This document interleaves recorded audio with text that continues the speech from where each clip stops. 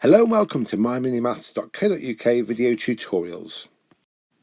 And today we're going to be calculating the missing operation given the starting number and the finishing number. So, on to question 1. Now, the way to do this is to write out the starting number, which is 48.2, and then the answer, so the second number, which is 4.82. And as you can see, we've mentioned previously, the numbers are stuck together, and we have to have a look, well, how many spaces has it moved? Well, the 4 has moved one space, as has the 8, as has the 2. So we've moved one space smaller to the right, so that means we must have divided by 10, which can be written into the box like so. And next on to question 2, which is 0.881,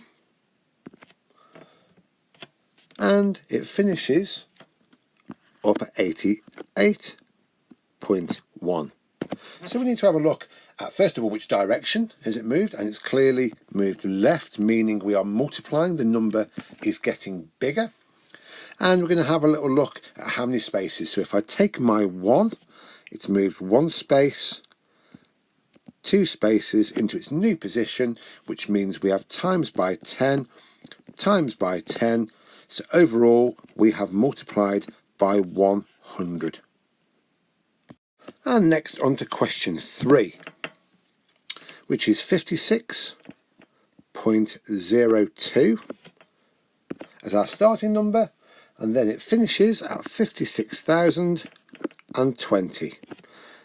And we're going to establish, first of all, which direction it's moved in, which is left, so it means we must be multiplying, and then we're going to have a look at how many spaces it's moved. So 5's moved one space, 2 spaces, 3 spaces into the 10,000s column. So that means we must be multiplying by 1,000 with our 3 zeros. So the final answer of 1,000. And on to our last question for today, which is 0.461, and it finishes at 0.00461.